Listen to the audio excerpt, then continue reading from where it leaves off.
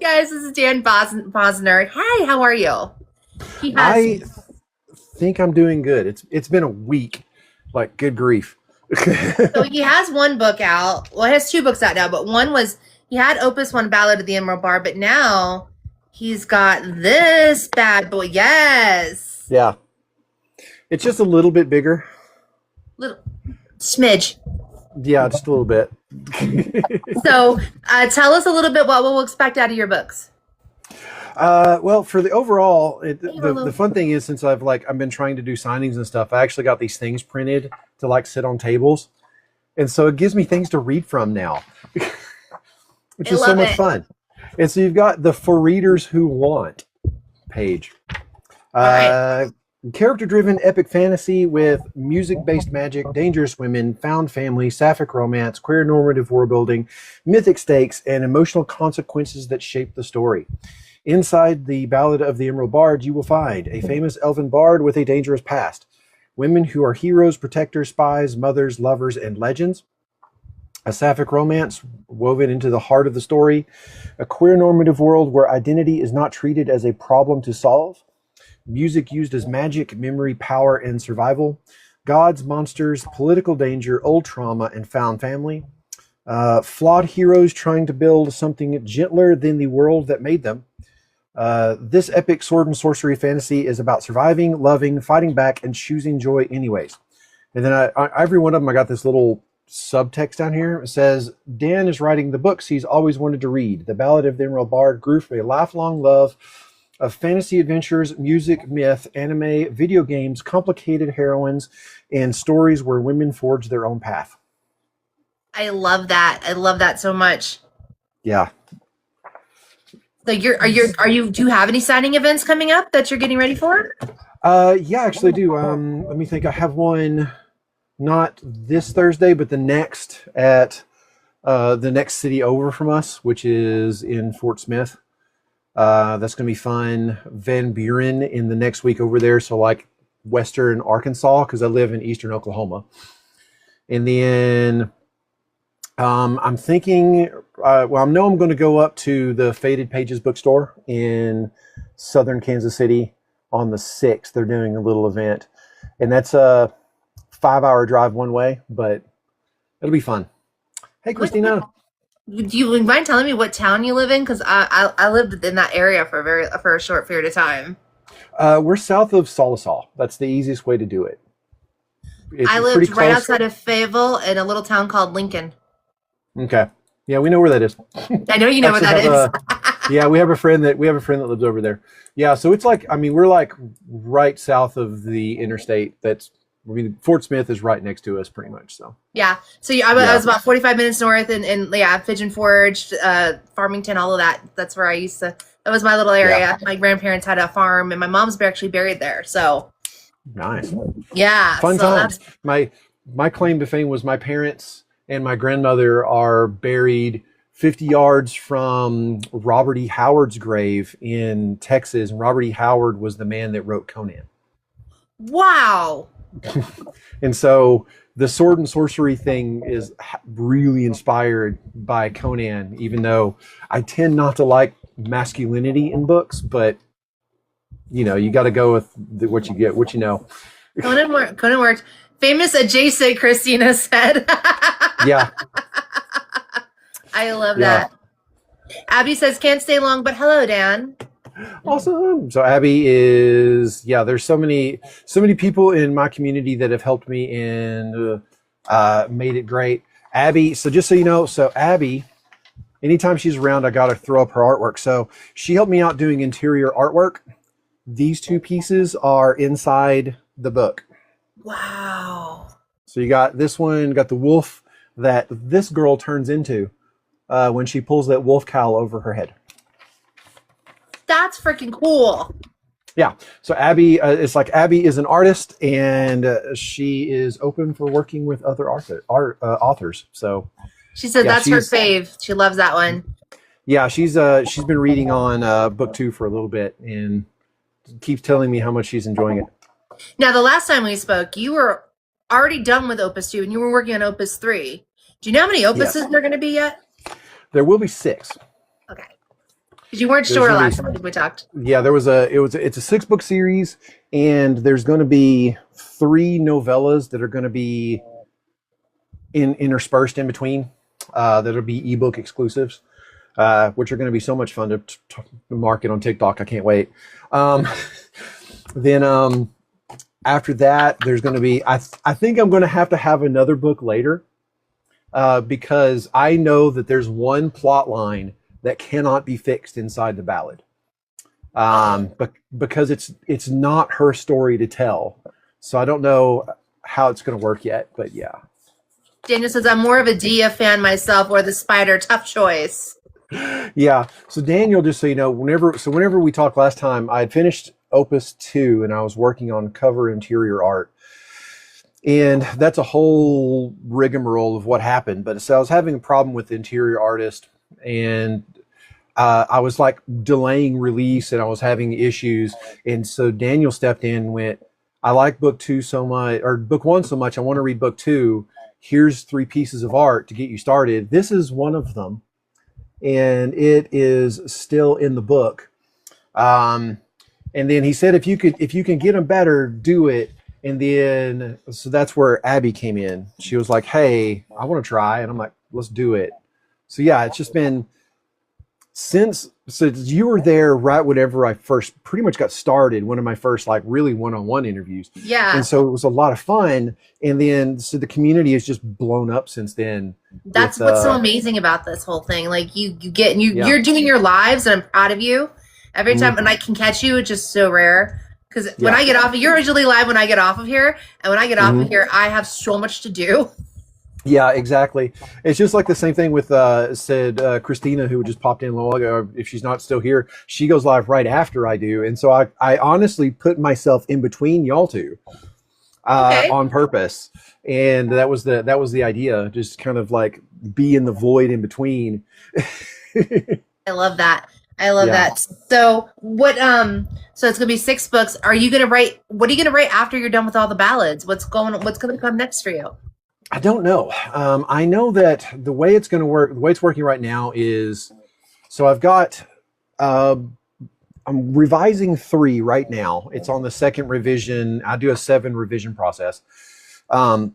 Somewhere in there, I'm going to start focusing on the romance book that me and my wife have been starting together.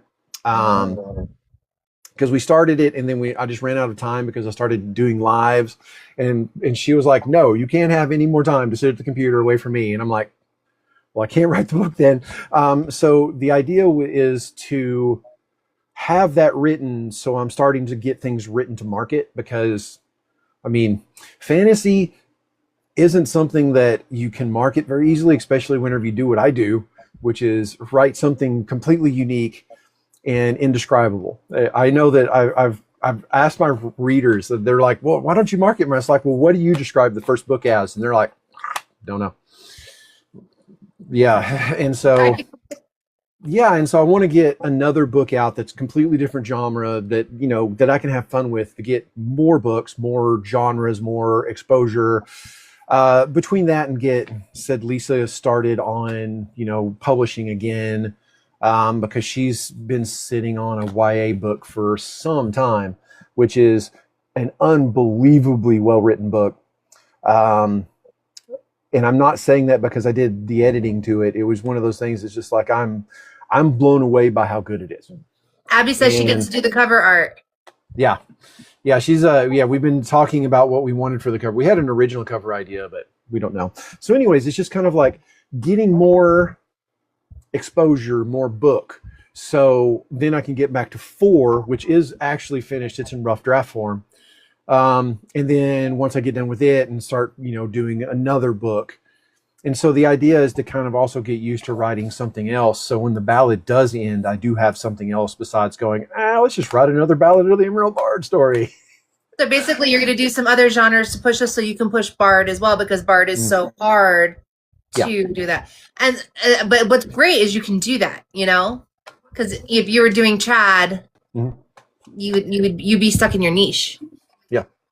And I think that's awesome. Yeah, exactly. And Yeah, it's one of those things. It's like the good thing about the ballad is since it's written in three short stories, all the books will be. I can change subgenres within the stories, and actually have it to where you get like a fresher experience per. Oh, that was weird.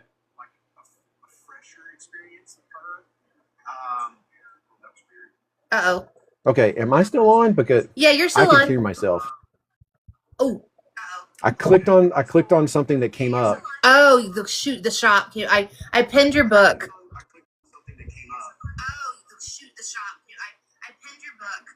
Yeah. And so now I'm getting double you and me and you Let me talking. drop you down and bring you back up and see if that fixes it. Okay? Let me drop you real fast and we'll bring you right back up. All right, guys, we're seeing if we can get that technical difficulty done. And if that happens, I can't pen his book. I'll have to keep that on the pen. I won't be able to change the pen. How's that? I'm back. Is that a good sign? That's better? Yeah, I can't hear myself, so we're good. Good. Yeah, so anything I'm involved in is going to mess up. That's just how it works. No worries. So sometimes the shop, it messes up. Like Trish will click on it and then get kicked out. Or it's always this. But I wanted to have the book pen, and I totally forgot to do it before I brought you up. So I was like, I'll do it now. And then I screw up everything because, it's TikTok, and that's what it does. Yeah. Why would it want to behave? It wants to make sure that you know it's the safest place on the internet, and you should never leave it to go anywhere else. I know. Oh my goodness gracious! So Dan, you're so busy. Are you reading anything right now? I am currently reading two things. I did just finish Orchid on Fire, and I've moved on to The Star Key by Daniel Wright, and I'm interspersing that with it's called A Song of Sunrise. This is where I realized that the book talk community is segregated in its own way. Like we're all kind of grouped around other people's lives, and it's really weird because this girl is like, everybody's like, hey, you need to go read this girl because she writes another bard, and she's on Book Talk, and I'm like, I've never seen her, and I still haven't met her, and I've jumped to different people. I've tried to find other book talks to get it.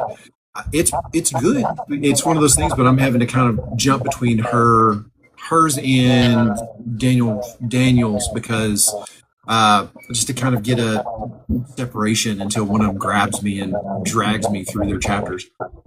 Abby says, I remember sending the animation they did that book to you. Hey, Letty. Yeah. That's exactly. So cool. So when you're writing, when we first started doing spotlights, I was so new to this. Like now I've got my questions sussed out. Are you outlining what you're doing, or are you just pantsing the whole thing? I started as completely pantsing. I was like, the idea was I was just writing short stories for a blog. That was how it all started. Unless you go before that when I created her out of a video game, but I was writing short stories for a blog, and I was completely like, I'm doing kung fu with David Carradine. That was the idea. Just like she's going to go from town to town and have adventures, and that was it. And so I started making overarching plots. And I'm like, I can't do that. I have to stop because I keep making these huge overarching plots that have no end. And I don't know how to end them. And so I have to stop, plot it out, and see. And so at that point, I was 6 or 7 stories in, and I realized that I needed 20 to finish. And I'm like, okay, well, 20 to finish, three a book, that's 7 books. I need to write a new intro, which is the first story in book 1, which everybody completely enjoys because it's crazy. Yeah, I'm getting the echo too, Harvey. And so I did that, and so it was 21, and then I took 3 out because they were prequels. And because they were prequels, they didn't fit in, they didn't help the overarching plot. And so I was just going to take them out and make them novellas. And that's how it all came about. Yeah. That's awesome. That is really, really cool. And it's kind of cool to see your process a little bit there. When you're writing, are you listening to anything, or is it dead silent? I am listening to something. It's one of those things that I can't talk about because it's so faux pas in the book talk community. The best way to say it is Dia has songs. have poems. Okay. And let's just say I listen to those. I will be the only person that will ever hear them unless I can finally find someone who will help me turn them into real music. That's pretty cool. I'm sure if you find, I'm sure if you mention it, someone will find somebody for you on here. I mean, it's a click away. Yeah, I've been working with it because I actually got somebody who wants to do the music background because they play mandolin. And so it's just finding somebody willing to, a female voice to sing is the hardest part. Daniel said, if I had time, I would. Aw. Daniel, you got books coming out, man. You need to be writing. You have two different books coming up with me, dude. He's a very busy man. So I love that. Did your writing technique change with each book, or did it stay consistent? It pretty much stayed the same. The only thing that evolved was, so admittedly, book 1 is a decade old now. And so whenever I started book 2 right afterwards, and it got switched around, I kept making mistakes and kept having to redo it. And then whenever I got on this, this whole book talk journey, I was like, okay, well, I'm going to make a structure and stick to it. And that's what I've been doing. It's been really good. Someone said Daniel's voice is godlike, and then Daniel, of course, comes in with, "What's Dia's shoe size?" You knew it was Daniel knows every little bit about his characters. I don't. I know. He always tries to get the authors now. It's like, "What's their shoe size? What's their favorite color?" Yeah. If we don't know what Dia's favorite color is, I think we're in the wrong business. But the shoe size would probably be pretty close to mine because I've got really small feet at size 8.5 shoes, and I could actually wear my mother's shoes, which was fun because I'm like 6'4". It's really funny whenever you get into that. Janelle says she's a size 5. Wow. Lisa, I think, is size 6. We're still like testing to make sure because I think she had it wrong her whole life, but we're getting there. That's interesting. That's pretty interesting. Dude, if I had to say it, I'd do size 6 because 6 books. Yeah. No, I know not you, Janelle. I said you said she had size 5. Dia has size 5. I got you. Okay. Yeah, we're good. Hey, Callie. Oh my gosh. I love Daniel. He comes in here and he totally stumped our poor author on Sunday. He asked her shoe size and she thought it was other sizes. Oh yeah, the old popular. It's like shoe size is related to something, right? But I have never laughed so hard. Oh my god. Are there shocking moments in book 3 or twists? Yes. There are, and that is all you get. there's a lot of there's unbelievably shocking moments and some unbelievable twists along the way. What is Alu's favorite scent? Alu's favorite scent would probably be the forest because Alusha said she was an orphan. She did stay an orphan for the very first part of her life, but then she said she got a wolf goddess stuck in a cloak that lives on her back and talks in her head. And so then she went out and got raised by wolves and a wolf goddess. So she lives in the wild, being a wild child. Daniel says that's an important question because of her wolf form, like what you just said. Yeah, no, there is a layer of that I had to make sure because every author should be always thinking about sense because you want to get the immersive experience in a book. But whenever you're writing someone that has heightened senses, such as someone who can change into a wolf or is raised by wolves, you have to have that layer in there because she experiences the world in a different way. It says in the future, is it Al or AI stay? Al. Al, only stay for Dia, or will she stray? Yeah. So Harmony enjoys the fact that Harmony was one of my ARC readers, and so there's a fun point in the fact that in Opus 2 has 4 very open door scenes. Okay, and Alusha starts. So basically, Dia is a lesbian. But Alusha is not. She likes her men big, I mean, muscular. They're like half giants. So you can take that any way you want because she likes. Yeah, I got you. I got you. But she does fall in love with Dia. So she's sapphic, but she's still, and like 17 years later, because the first story is written as the beginning of Alusha. You get to see her early life all the way up to where she finally meets Dia, and then they have a 17-year relationship, and then you get back to the present. But the idea is Alusha is, she considers her relationship with Dia as open. And so she still has guys on the side, where Dia is monogamous. And so whenever I talk about their relationship being complicated, that's where it actually comes from. Yeah. Other than Dia, what is Alu's favorite flavor? Probably some forms of meats. Because there's a lot of things where she will come out of wolf form after chomping down on people to end them and still have the flavor. So the flavors transition between her shifting too. Aluz, give me men, but Dia is my cake. I love that. Yeah. I gathered meats by Big Men comment. Oh my gosh, don't get Aluz started on giant men. You guys are hilarious. Yeah. I know Harmony was laughing. She said like Alusha has like the perfect life. She has true love at home and what she wants on the side. So yeah. She's got what every girl wants. I'm just kidding. I'm just kidding. What did you grow up reading? What were the things that, inspired you as a kid? It started off with like the first books that really affected me was the Dragonlance series back in the day.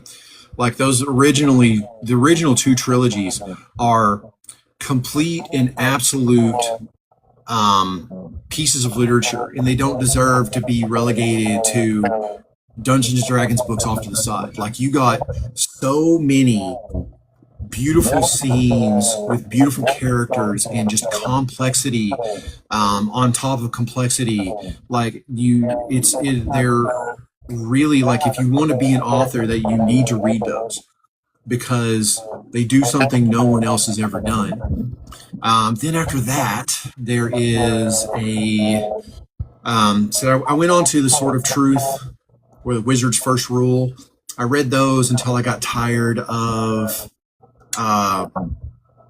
Terry Goodkind's trying to pump his cultish religion into the narrative. Then it was Game of Thrones. Then after that, it was actually a book that I recommend to everybody but they have to like deal with the fact that their first 80 pages isn't that great, which is Kushiel's Dart by Jacqueline Carey. Like I'm telling you, that book is the one that made me realize that I could write whatever I wanted to, however I wanted to. It was the eye-opening one of going, the writing can go into a sexual eroticism and still be wonderful and still be character-based. And so, yeah, it was all of that together. I love that. Harmony wants to know, are there any heartbreaking scenes that they should be aware of? Oh, yeah, there's heartbreaking scenes coming. I love that.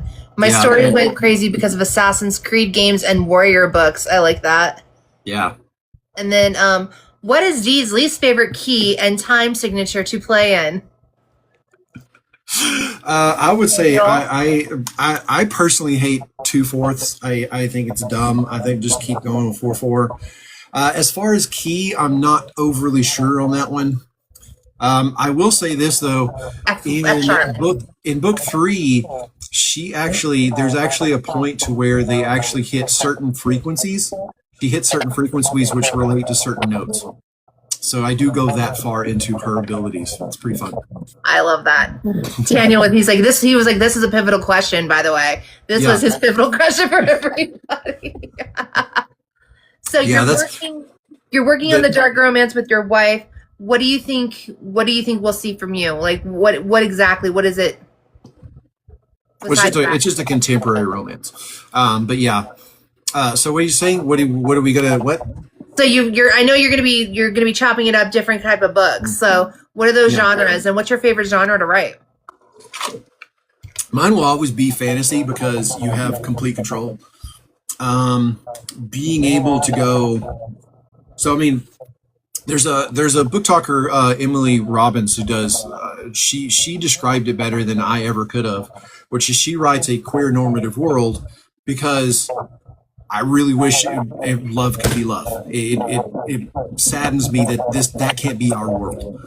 And so being able to write that, being able to write a world where the gods have left and there's no religion and people live in an almost near utopia, I love having that kind of control and being able to tell some kind of stories. And so whenever you're completely limitless, it can be so much fun, but it's also really hard because then you actually have to make the world and start really populating it and understanding it in a way that no one ever will except you. That's so cool. I love that. And then, so you've got a contemporary romance. You've got this fantasy. Is there any other kind of genre you're going to branch out into? After writing so in Opus 4, one of the ones I really wanted to push towards, it has a subgenre of noir mystery. I absolutely loved that.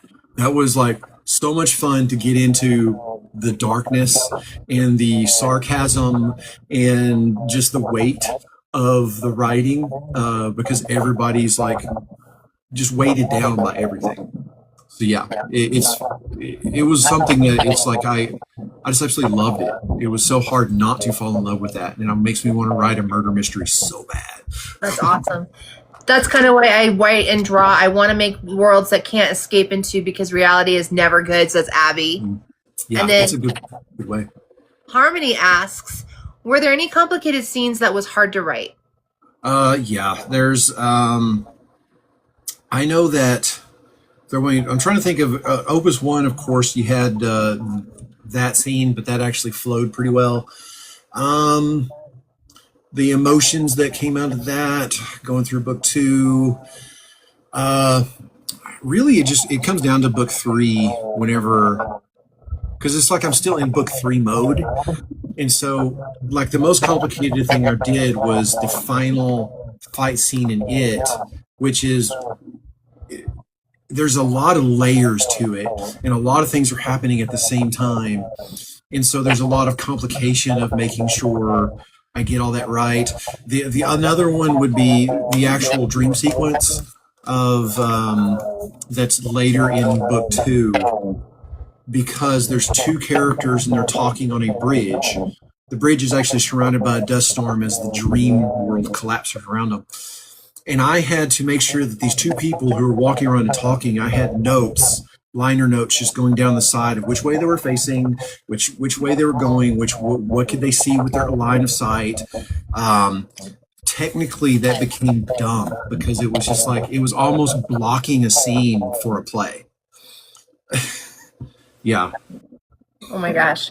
But yeah, that's interesting. That's interesting. Like you can get into a scene and mess it up in your head, right? Like you overthink it and all of a sudden you're like, crap. Like, yeah, you got to be careful.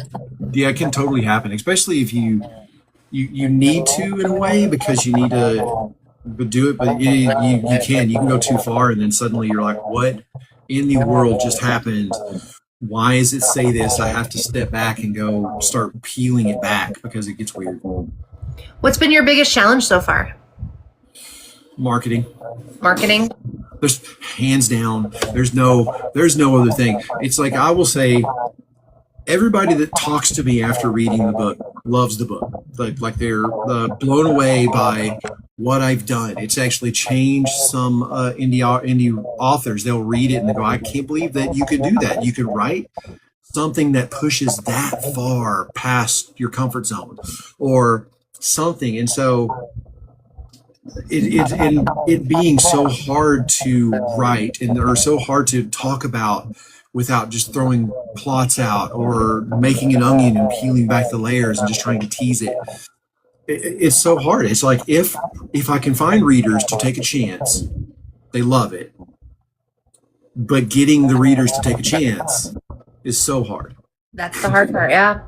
Someone, Harmony wants to know, are we going to see dragons again? And everyone's going, dragons. Yep. There will be more dragons. There's actually a scene that happens in the novella where Dia is talking to Mindy. So the novella is actually like whenever Mindy comes back into her life, it's like a prequel. So and she's talking to Dia, and Dia like went to a place called Drakara, which it's a sect of monks that taught her how to do meditation, which was not because she didn't learn it because she was not with the Elven Society whenever she lost her parents and she was separated, so she didn't get to learn the way. And so she learned that from a sect of monks. The monks is from Drakara, and Mindy goes, dragons? Because it sounds like a dragon. And she's like, no, there's no dragons anymore.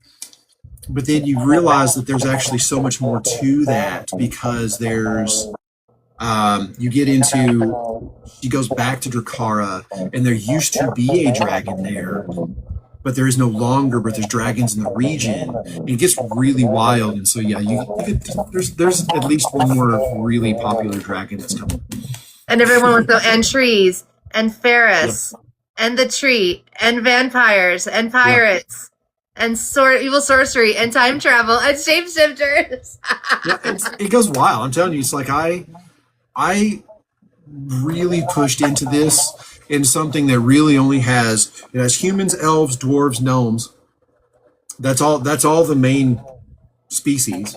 I mean, you got orcs, goblins, and giants, but then you have the halves of all those. Then you also have fairies, brownies, and some other stuff. But in the end, the main four is just a very small group. And so then after that, you can just start, let's just go crazy and have some fun with it. Throw in all sorts of fun ones. I love that. Guys, do you have any more questions for Mr. Dan before we let him go?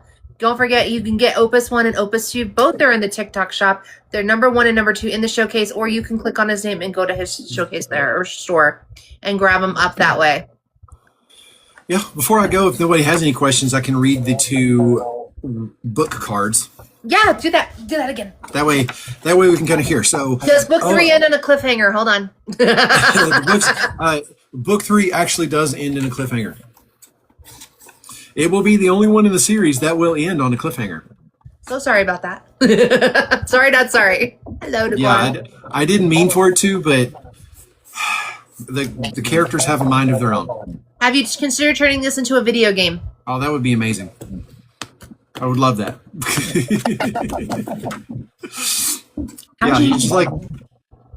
Just don't read the epilogue to book 3. Just kind of stop, and then you won't get the cliffhanger. Then you won't get what happens during the epilogue. And then when book 4 comes out, then you can read the epilogue, and then you'll be good. Or a D&D board game. Yeah. It'd be fun to convert it into Dungeons and Dragons or something, some kind of fun thing. Yeah, I keep thinking, it's like there's so many authors that actually do their books, worlds in D&D. So they actually play their world, and so they can kind of construct it as they go. I'm really just too lazy for that, and the D&D people make really good books, so I just do those. Abby says, I can't. I have to finish all of the books. I'm too addicted. Yep. Then you're going to get the head cliffhanger. I'm sorry. Yeah, it's just one. It's a minor one. Janelle says, I play it on Xbox. Yeah. All right, so Ballad of the Emerald Bard, Opus 1. I titled it The Suite of Seduction, Lost Love, and Revenge. Opus 1 introduces Dia, the Emerald Bard, through 3 linked stories filled with lyrical prose, cinematic fantasy, music, magic, old wounds, revenge, and choices that echo long after they are made. This book includes erotic undertones, sensual tension very early, but only in the first story. The spice is non-traditional, character-driven, and sometimes intentionally uncomfortable. Inside book 1, you have 3 complete, connected stories, a deal at the crossroads, lost love, temptation, and old enemies, music, magic, danger, and consequence, sensual tension with emotional weight, and the beginning of Dia's larger journey. In small print, you got a fantasy about survival, desire, revenge, and becoming dangerous. I love it. And then Opus 2. Yes, that is Opus 2. The Suite of Wolves, Poison, and Revelry. Opus 2 continues the Ballad of the Emerald Bard through 3 connected stories filled with gods, wolves, poison, revelry, found family, political danger, and bonds tested by consequence. Alicia carries much of this book's point of view, giving the story a sharper, wilder, more intimate look at Dia's world, her past, and the love and danger surrounding her. The reader note is the book includes 4 open-door scenes described in spicy detail with a sapphic romance woven into the larger fantasy story. Inside book 2, you get 3 complete connected stories: Wolf Goddess mythology, and divine judgment, poison plots, assassins, and political pressure, revelry, romance, danger, and consequence, found family tested by old wounds, Dia and Alicia facing what survival costs. It is a fantasy about friendship, danger, desire, and becoming someone's home. Love it. Guys, if this sounds up your alley, and from everyone in the chat, it does sound up your alley. Yeah, Make sure you're going and grabbing it up. Is it on that 2-day shipper? I don't know what that is, so probably not. The Zon? Oh, you mean the Brazilian River? thing, Yeah. the thing that goes on. It's like waterway. Yeah, it is. Yeah. Okay, it's there, but I'm pretty sure he'd probably prefer for you to do it through the TikTok shop because he probably makes more money. That, and it comes on the Double T shop. It comes signed with. The first book comes with 4 stickers. The second book comes with 6. You get 2 bookmarks with with book 1, 2 bookmarks with book 2. But the bookmarks for book 2 you get 1 of each character. Ooh. Each one has a different quote, and the fun part about the quote is there's actually 6 different quotes for the first book and 12 different quotes for the second book, and you're only getting 2. So good luck with that. And then it comes wrapped in brown paper, and I actually wax seal it, and there's no tape involved. The wax seal is what actually holds it together. Abby says you get stickers of my art of Alu. They are made so well. The stickers are so you get that. So that's pretty cool. Now, when last time you were on here, you had a kitten. Do you still have said cat? We do. If you hold on a second, I can run and get her. I want to see. But she was so tiny. You had just gotten her. Like just she's a little bit bigger now. A little bit bigger? Oh my gosh. A little bit. Yeah, and so Lady Lisa also wants to remind me that she adds extra stickers to each book. Oh, love that. Yes. Hi, Lady Lisa. How are you? Good to see you. You have 2 kitties now. Oh my gosh. Yeah, when he came on the first time, he just had like that. Thank you, Harmony. That was TT. TT did it. Like, it was awesome that it got in there. Because CapCut's a pain in the Kentuckus. Though I had to use CapCut for everything that's going on tomorrow. Because I couldn't do it in TT. Oh, just a baby. Oh, that's way bigger than she was last time. He is. Going on 10 months old and almost 13 pounds. Wow. Gorgeous. So she is knocking stuff over and running. All right. So let me move that over there. Well. That's like, screw this, I'm leaving. Yep. She does that. She used to come on every now and then, but said some odd reason she's getting spooked in front of the computer and we don't know why yet. So she's not been starring in any videos. That's okay. Yeah. Hey, she's fun. AE says, hey, Dan. Oh, I love it. All right, guys. Any more questions for Dan before we let him go to clean up the mess the cat made? Because oops. Poor kitty. Here's the other cat that is always chill and wonderful. Oh my gosh, that's so pretty. They're so cute. Yeah. They're 2 amazing cats. You know me, I got my dogs, so I'm like all about the dogs. So. Oh yeah. Squishy, Janelle says, the little babe. Oh my gosh. Look at that fluff. Oh my gosh, everyone's loving on the kitty cats. I love that. All right, guys, make sure you're grabbing up his books. They come signed with goodies out of the TT shop. You can go into my showcase right now. They're book 1 and 2. They're the top 2 things. Or click on his name if you want to just go to him and get it from him that way. Either way, good. Will there be death for the main characters? Harmony wants to know. She's really worried. That's what's happening.